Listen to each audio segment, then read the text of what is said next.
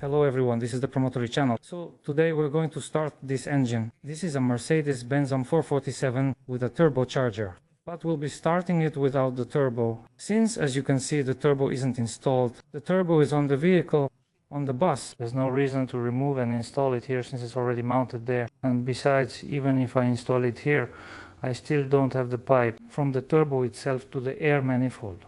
Because the air from the turbo goes to the intercooler, and from the intercooler it comes to the air manifold. We'll start it without the turbo, and it's possible that there will be some smoke since we simply won't have enough air. Well, basically we just need to start it, see how it runs, check the pressure and so on.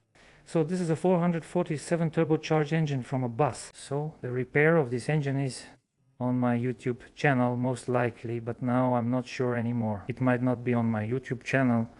It could be on Duzen or YouTube, I'm not sure. Somewhere I have the repair of this engine, and I'll leave links to the repair of this engine in the description under the video. There are probably 1 or 2 episodes. Disassembly, assembly. Now we're going to start it up. It was a partial engine repair, not a full overhaul. Well, if anyone's interested, you can watch all of this in the series about this engine. I painted it with this yellow paint, just what I had available. And now we're going to start it up, run it on the table. You know what I need to do? I need to pour in the oil. I still need to get oil and pour it in, and also supply diesel fuel. Since this is an engine from a bus, all these fuel pipes and hoses, they all stay on the vehicle, on the bus.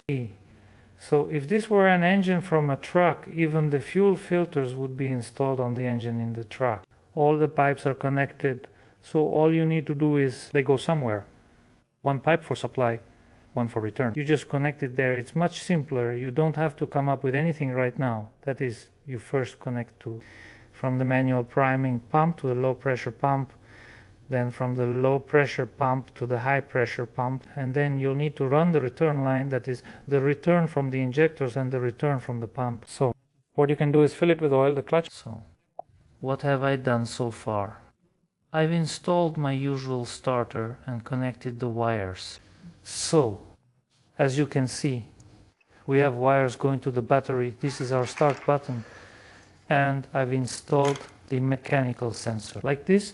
But now it needs to be secured with a mounting clamp, so was everything visible. I won't monitor the pressure or add water, since our engine will only run for 2 or 3 minutes, which it can handle without water. The main thing for us, as I said, is to see how it works, what the pressure is like and so on. So that's our scope of work for today. Let's get started.